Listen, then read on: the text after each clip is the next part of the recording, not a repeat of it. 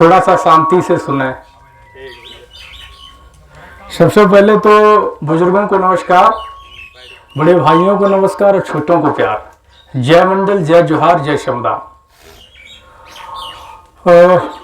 जैसा कि आप देख रहे हैं यहाँ पर इस पे जो लिखा है जाति जनगणना को लेकर और मंडल यात्रा, असल में यह कार्यक्रम 25 अगस्त 2022 से चल रहा है।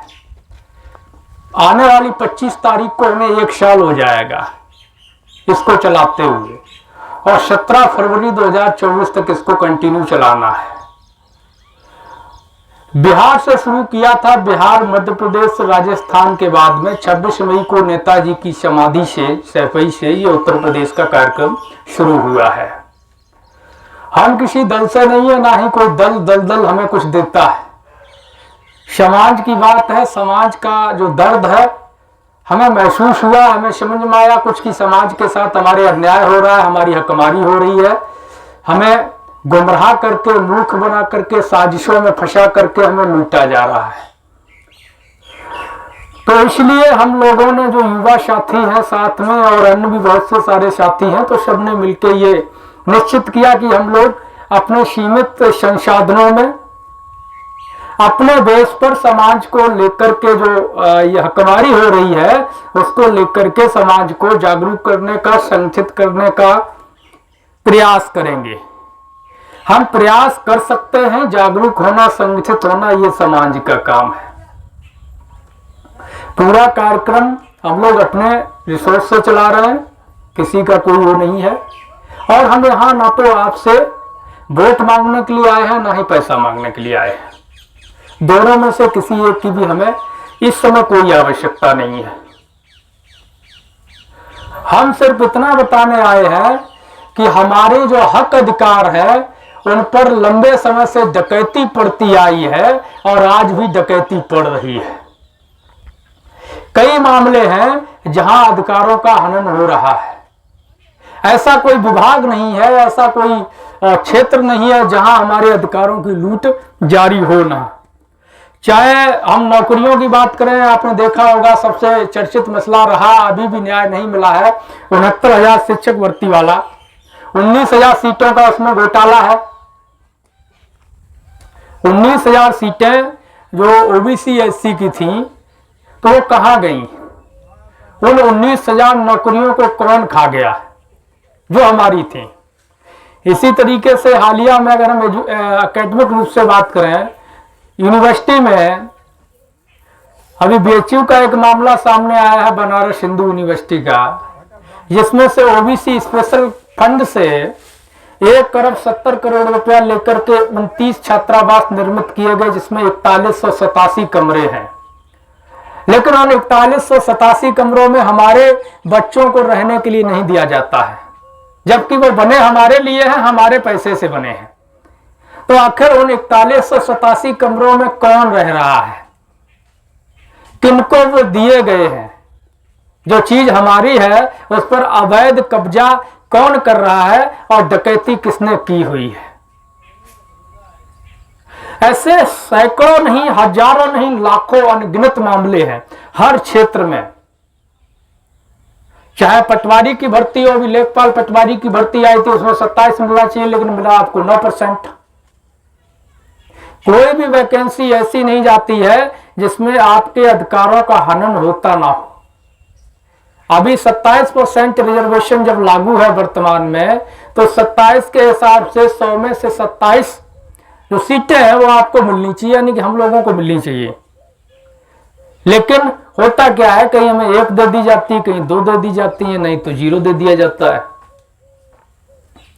पिछले साल का मामला है चंद्रशेखर यूनिवर्सिटी बांदा का, जिसमें 16 प्रोफेसरों की नियुक्ति हुई, असिस्टेंट प्रोफेसर की, और उन 16 में 15 एक ही जाति के थे। ओबीसी के जितने भी अभ्यर्थी थे उनको एनएफएस करार दे दिया गया, यानी कि नॉट फाउंड सुटेबल, आप उसके योग्य नहीं है। आप समझिएगा, सीधा सीधा ये कहा जा रहा है कि जाति विशेष में ही केवल योग्यता है। जो ये अहीर, कोहरी, कुर्मी, लोधी, धानुक, तेली, तमोली जो भी है, जाटव, पासी, नाई, ये सब अयोग्य है। अगर हम सीधे बात करें तो देश की 93% आबादी अयोग्य है और 7% आबादी ही योग्य है। चाहे मसला सत्ता चलाने का हो, चाहे नौकरियों में बैठने का हो, ब्यूरोक्रेसी में बैठने का हो। जब हमारे साथ अन्याय होता है तो हम कहते हैं कि हम न्यायपालिका में जाएंगे, कोर्ट में जाएंगे। अगर आप अन्याय करोगे, नहीं मानोगे तो हम कहां जाएंगे?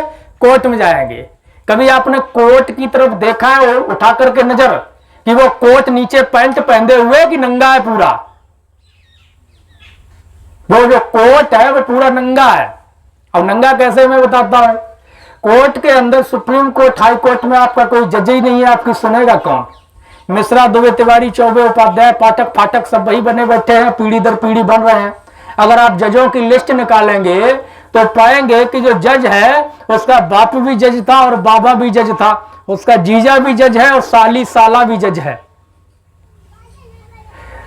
आपकी न्यायपालिका में भाई भतीजावाद, परिवारवाद और करप्शन सबसे ज्यादा है। तो न्यायपालिका में आपको न्याय कभी नहीं मिल सकता है, आप भूल जाइएगा। क्यों? क्योंकि वहां आपके लोग नहीं है। अब इन सब समस्याओं का हल क्या है? सारी समस्याओं का हल यह है कि भैया पहले सभी जातियों की गिनती करो। आप अभी कहा जाता है उत्तर प्रदेश में एक नैरेटिव सेट किया गया है कि सारी पिछड़ी जातियों का आरक्षण अहीर खा गया। सारी पिछड़ी जातियों का आरक्षण अहीर खा गया। और हमारे समाज में एक आदत है कि कौवा कान ले गया वाली कहानी तो है, कान को तो नहीं देखेंगे, कौवा के पीछे भागेंगे। कोई भी उनसे यह नहीं पूछता है कि अगर तुम कह रहे हो कि फला जाति खा गई है तो आंकड़ा लाओ। ऐसे आपने कह दिया, हम कैसे मान लें? कोई प्रूफ तो दोगे, आंकड़े दोगे। हम कहते हैं कि अहीरों को कुछ मिला ही नहीं, आप कैसे साबित करोगे? या किसी भी जाति की बात हो, लोधी की बात हो, कुर्मी की बात हो, शाक की बात हो, अन्य जो भी जातियां हैं, तो इस सब की जो लड़ाई है, जो झगड़ा है, इसको मिटाने को लेकर के और जो हकमारी हो रही है, जो लूट मची हुई है लंबे समय से देश में संसाधनों की, नौकरियों की, जमीनों की, सत्ता की, धार्मिक सत्ता की, राजनीतिक सत्ता की, इस लूट को रोकने के लिए जरूरी है कि सभी जातियों की पहले जातिवार जनगणना करवाई जाए और फिर डाटा सामने रखा जाए देश के कि भाई किसकी कितनी आबादी है और किस समाज को कितना मिला हुआ है, कौन कितने नौकरियों में है, कौन कितने बेरोजगार हैं, किसके पास कितनी जमीनें हैं, कितने पक्के मकान हैं, किसके पास कितने कच्चे मकान हैं, शिक्षा का स्तर किस समाज किस जाति का क्या है। ये सारे आंकड़े देश के सामने रखे जाए। फिर जो है आंकड़ों के आधार पर, जिसकी जो संख्या है, संख्या के आधार पर जो भी देश में जातियां हैं, समाज हैं या वर्ग हैं, ओबीसी, एससी, एसटी, सामान्य, माइनॉरिटी जो भी है, उनको उनकी संख्या के अनुपात में नौकरियों में, ब्यूरोक्रेसी में, विधायिका में, कार्यपालिका में, मीडिया में, जमीन में और सत्ता में, राजनीतिक सत्ता में, धार्मिक सत्ता में उनकी भागीदारी दी जाए, उनको उनका हक दिया जाए। अगर हम 60 हैं तो हमें 100 में से 60 मिलना चाहिए।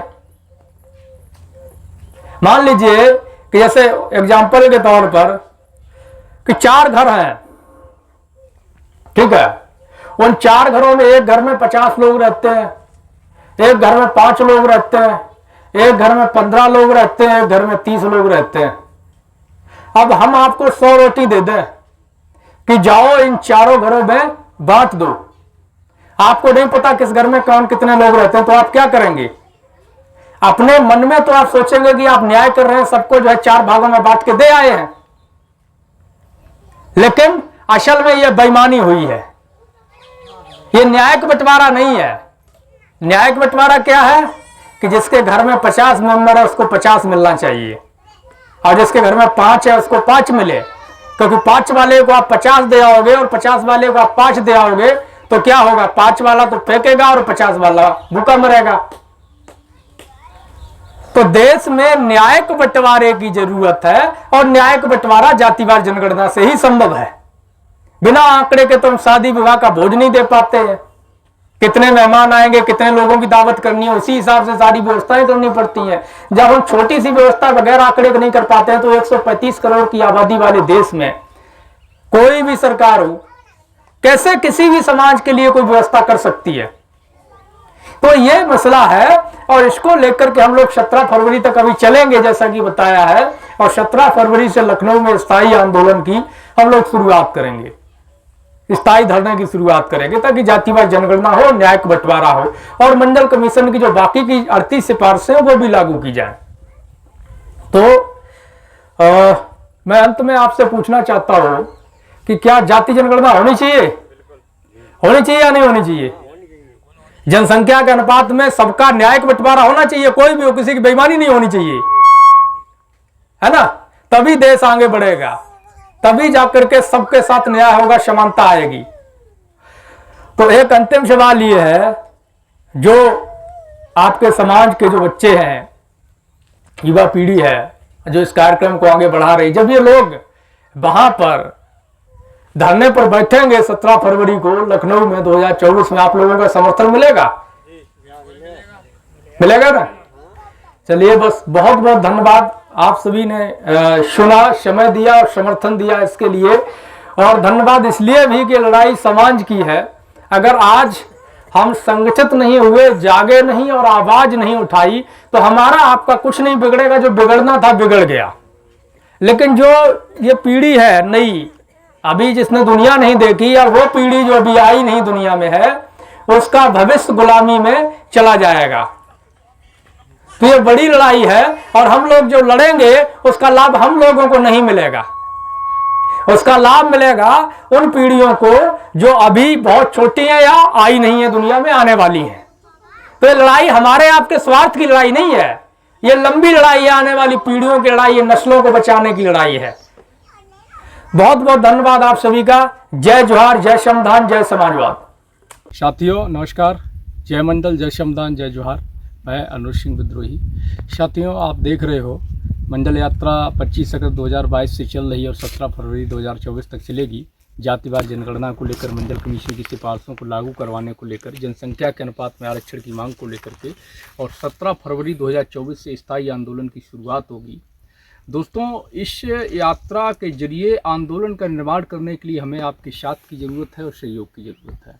आप सभी से अपील है कि आप सभी इस यात्रा को चलाने के लिए आर्थिक सहयोग करें, यात्रा के जो वीडियोज़ हैं उनको अधिक से अधिक शेयर करें और हमारे इस यूट्यूब चैनल को सब्सक्राइब कर लें, बेल आइकन को प्रेस करें ताकि आपको नोटिफिकेशन मिलता रहे और अधिक से अधिक लोगों तक इस सूचना को पहुंचाएं। अपना कोई मीडिया नहीं है, अपना कोई तंत्र नहीं है, हम लोगों को अपनी लड़ाई, अपनी सूचनाएं खुद ही प्रसारित करनी, खुद ही लड़ाई को खड़ा करना है। शुक्रिया। जय मंडल, जय श्रमदान।